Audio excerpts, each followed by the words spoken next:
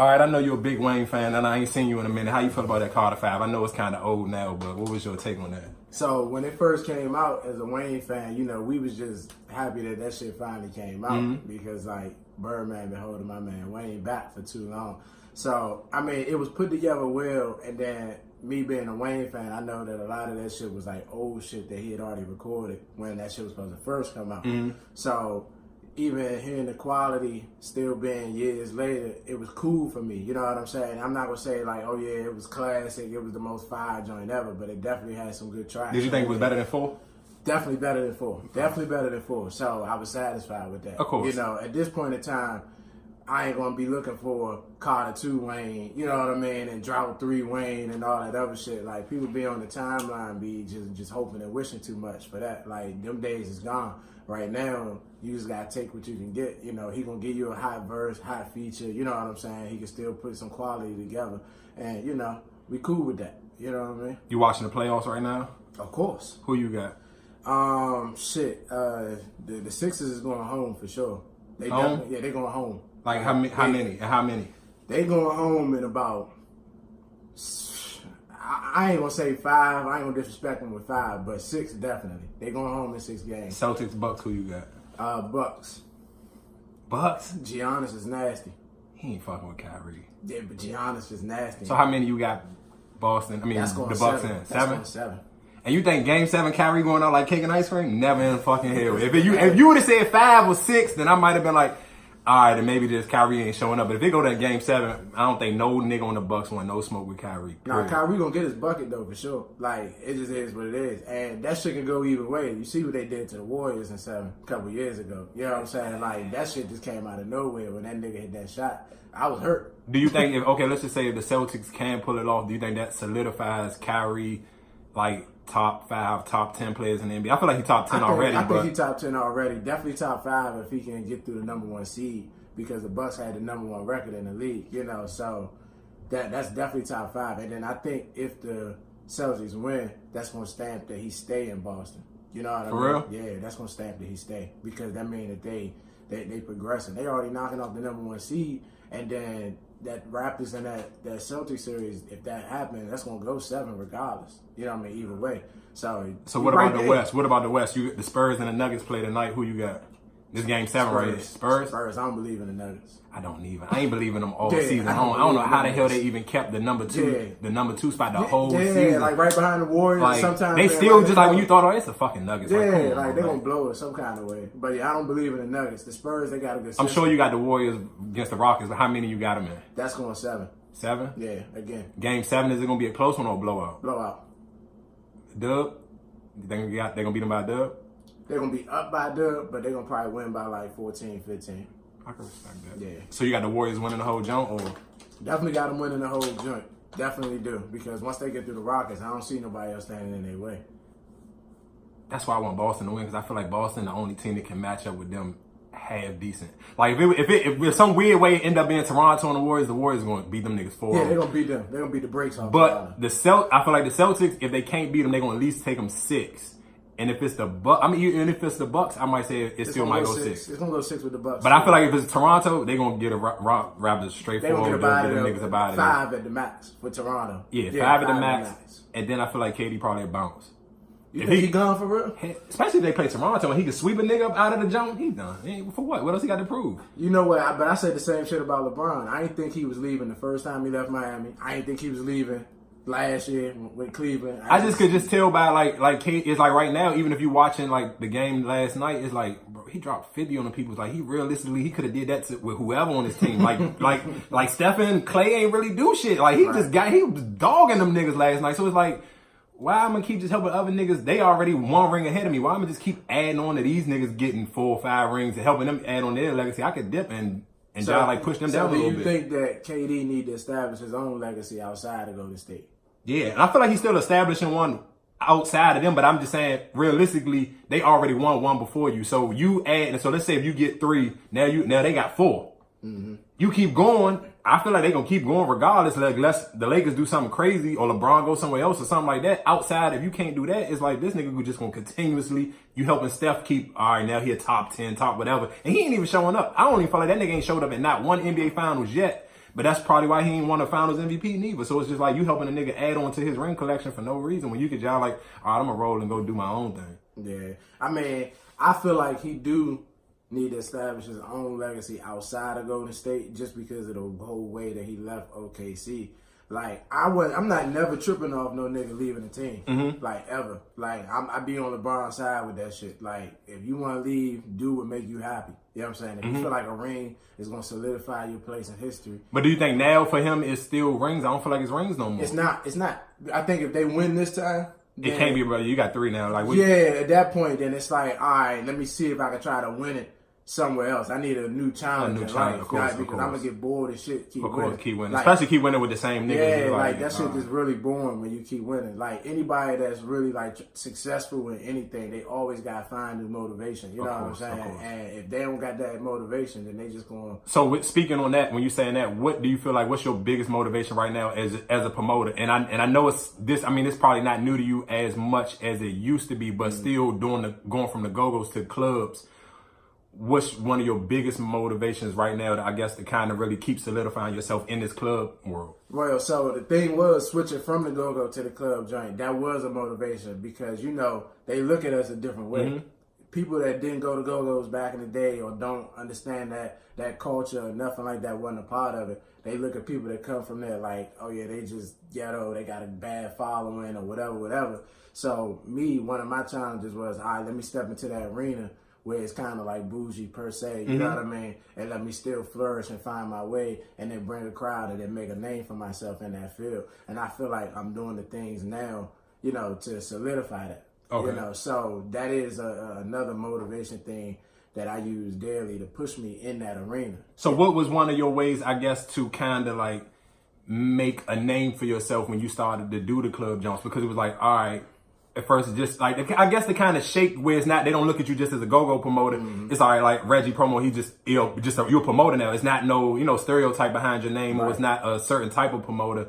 You are just, you're a promoter now. So how did you kind of, I guess, like shape, what was like one of the ways that you went about shaking that name off? It started before I was even in the club scene for real. Because, you know, when I first stopped doing the Go-Go's for real, remember I was doing like my job like a cookout. I had my Black Grammys party for my birthday where everybody was suited up. You know what I'm saying? So I was doing those type of things that didn't have nothing to do with nightclubs, didn't have nothing to do with Go-Go's. Those was just like parties or events that I like planned, put together, just told everybody come out, and people came out and supported me. So at that point I knew that like I got a following, you know what I mean? So like anything that I do, you know, for the most part, people gonna check it out. So once I finally got a call, you know, to do the nightclub thing, I was like, all right, fuck it, we just gonna go ahead and just do our thing. We not gonna try to do it their way. We not gonna try to, you know, change who we are. We just gonna push and invite people out and then see what happened. And then we just started showing up to Saks. We was like 20, 30 deep, like every Wednesday, on a Wednesday night. Right. Like, so, of course, it's funny because when we first started, we had to be there at 12. We was only getting one little comp bottle, and then we had to pay for the second one. Like, and then you know how it is when you knew that door staff treat you a certain way. Of course. So we like, all right, cool. That first little couple months, we just showing up heavy, 20, 30 deep. So they just had to put the respect on the name. You know what I'm saying? And from that point on, you know, it just grew into, all right, let me put them on another one. Let's see what they do. What you think is your best party to today? Like, as just like you could say, all right, this was my biggest party as a club promoter. Shit. Biggest one. Like when people think of that party, they think of Reggie Promo. Like outside of not your cookouts or none of that, because that was, I feel like that's totally different. But I'm talking about like literally in a club atmosphere. Right. All right. Well, since all of these joints is like weekly, I feel like on a weekly basis, I think Saks Wednesday, just because that's what we first started. That was like the first joint that they gave us the opportunity on, and we've been there the longest out of all the weekly parties. So people just know Wednesdays, let me just hit them up. You know what I mean? Boom, we coming out. Birthdays, I'm coming to him first. All that. So definitely Saks, and then I want to say either between Opera and Griffin. You know what I mean? But Stadium too, though. Because what night at Stadium? We there on Thursdays at Stadium. Like we done had some crazy nights at Stadium. Not even on Thursdays. Like we done holidays at Stadium. We done like Megan Thee Stallion. We did her a couple weeks ago, and then we did her probably a couple months ago too. And the line was out the gate. Like literally. Do you think do she bring people out, or was it just off the strength of the just good promotion with her? I feel like it's a combination of everything, because if I pull up, I mean, because you can go out in the street and find anybody to post flyers, you know, but it's still a system to it. Every promoter still got their resources that they got to use, and that's a lot of things that people don't know, that it's a lot of work behind the scenes. You know, people got text blasts, databases, emails, you know what I mean? So all that all those things still stuff that you have to use today? Yes, I feel like you're not a promoter if you don't have a database. For real? I feel like you're not a promoter. Like, you feel like you can't just one day just randomly like, I want the whole party without... You can hit a lick one time, but if you... But do you need do you think you need an artist to hit that lick if you don't have a database? Yes. You need an artist to hit a lick if you don't have a database. Got you. I feel like that. So do you feel like when you use the artist, it makes it easier? It makes or do it it depend easier. on the artist? It depends on the artist, because you don't have your nights where, of course, everybody done an artist or a host, and then you just took a L. Of course, It of course. come with the game. Of course. It is what it is.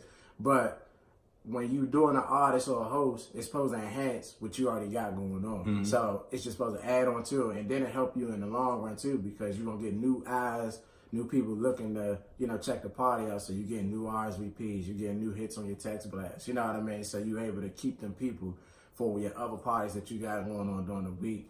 Or, you know what I mean, or the next time you do an artist, you know, all right, let me send that blast out and then get these same people back out again, you know. What's your, like, out of all the songs right now, what's your go-to song in the club? Like, the DJ gotta play this? Shit. What is my go-to song? Damn. I'm trying to think, because I be hearing that shit so many times out the night. You know what I mean? Like 5 nights a week. I don't have like a go-to song, but my favorite song, and I don't know why I still like hearing that shit, is Gunna, the motherfucking Drip and Drown. I swear to God, every time that joint come on, no matter how old that joint is, that motherfucker get the thump. So what song in the club just, like, I guess, get the best results right now? Oh, City Girls, easily.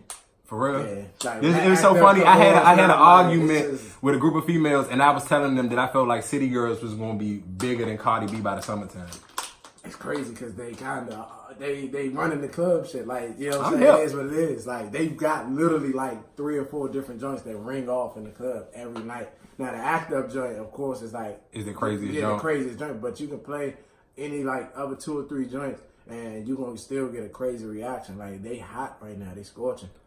I'm trying to think. So right now, if you could just pick, let's say, one artist for Thursday night 18 and over party, who would you pick? And you know you can jam pack the joint like from wall to wall. You can pick anybody you want. Man, not no OD person like Drake. Like, yeah, that's just, yeah, but like, yeah. I mean, shit. I swear to God, from what we seen from that Young and Megan Thee Stallion, I'm sold on them. You'll take her over like Lil Baby, Gunna, any of them? They price so high, so you can only do them at certain joints. So like Lil Baby at Echo tonight, you know what I mean? Which is an after party. So I know they probably paying them like maybe anywhere between 30 and 50. Anywhere, you know what I'm saying? So for an after party? Yeah. Damn, what the fuck he taxing them for the regular? Man, hey, that's what I'm saying. Like, these niggas really be taxing now. Artists really be taxing. Okay, but I had a conversation with a friend of mine a minute ago, and I told him I think DC, because of the promoters and the DJs, are kind of so late on music, and I'm pretty sure the pace may be up a little bit because of social media, and it's easier for us to get, or we in tune to somebody, it's easy, but we wait so long to get hip to artists.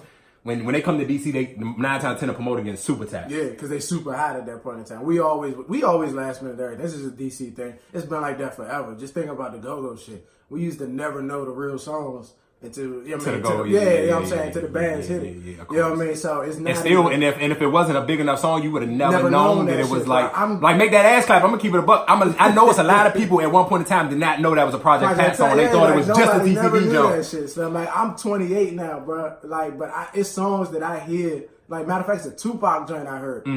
What was it? Heaven for a G? Exactly. I swear to God, I didn't know that to this year, bro. I did not know that to this year.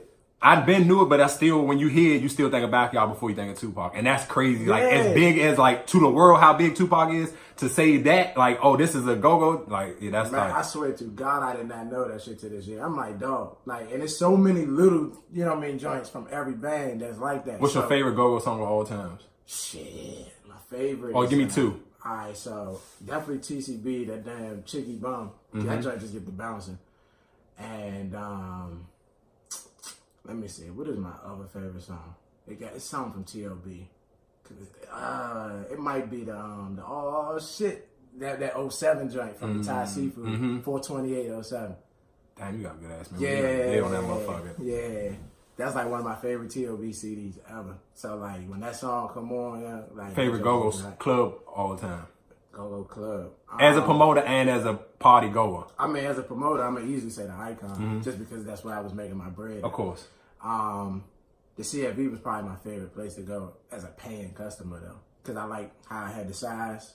So it was so big that you had room to move around in there.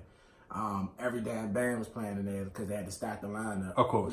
So you could literally see whoever you wanted. You know what I mean? It was local for real. You ain't had to go far. You know what I'm saying? So definitely the CFV probably as a paying customer. Favorite lead talk of a bounce beat band?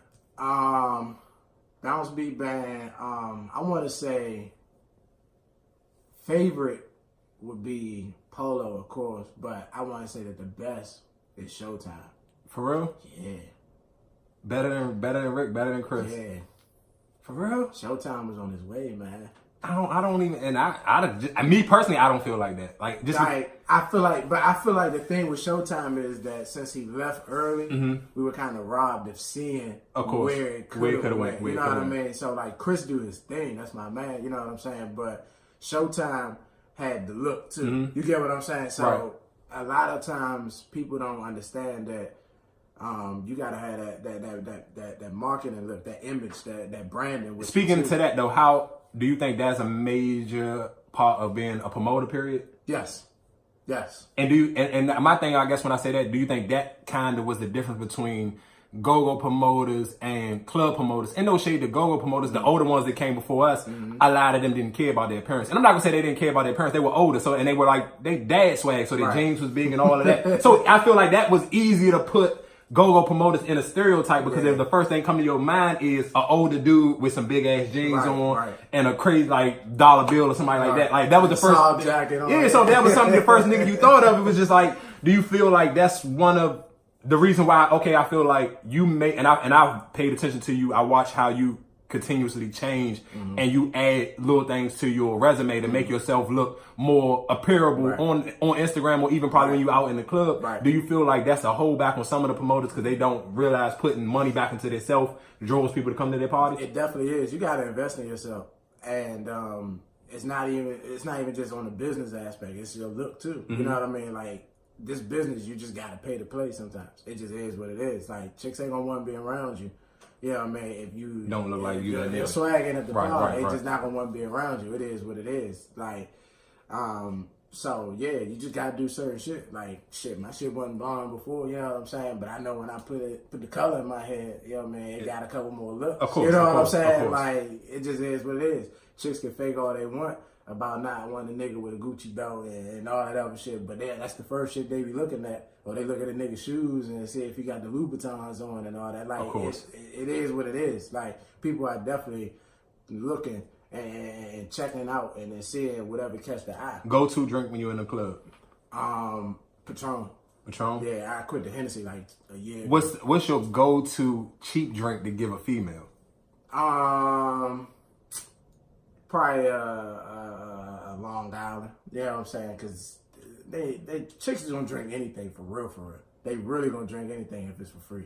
Like it just is what it is. Like I just can't. I'm not about to. I can't just me. I'm not pulling everybody up a John Patron because I just know you got enemies just rushing the table, and some of them ain't worth the good bottle. I gotta give you some house liquor or something. Yeah, you know. So we definitely keep the house champagnes on deck. You know what I mean? For the chicks that want to be bougie, but I ain't buying rosé. You know what I'm saying? Of course, so it is what it is. You know, but we keep the Henny, we keep the Patron on deck at the table. You want light or you want dark. You know what I mean? If a chick want to hit the bar, we get them some wine sometimes. You know what I mean? Just whatever to make is hookah still a mandatory thing for some of the clubs now in the area? Or man, let me tell you about hookahs, dog. I'm a victim of it. For real? I'm a victim. Like, I need an AA meeting for hookah stuff. For real? I swear. I don't even know how I got hooked onto it. I swear I don't know. Maybe it's the females because, like, every chick that come out, they're like, do they got hookah in here? And you be like, yeah, we got hookah. Can you get one? All right, bet. So then they smoking it. Then you like, all right, let me hit the joint. Yeah, I mean, obviously it's cool. The chicks like, of course. And then at some point in time, you just be like, damn, I just gotta keep hitting the joint. Like, you know. Do you think a lot of females understand how big of an influence they have just on, not just on men in general, but even the club scene in general? Like, the quality, I feel like women control, besides just regular day-to-day stuff, they really control what parties is popping. Mm-hmm. They do. And I don't think they realize it, though. They don't realize it. I mean, of course, because men gonna do a lot of stuff to attract females, you know. So whatever the females like, you know, niggas just gonna do it. You know what I mean? So is it still a thing? Do y'all still do, I guess, like the free before 12 and all of that? Yeah, RSVP. Yeah. So as long as you RSVP, you there before 11 or 12, depending on which night it is. Then yeah, we still do that. We'll pause it right there. All right.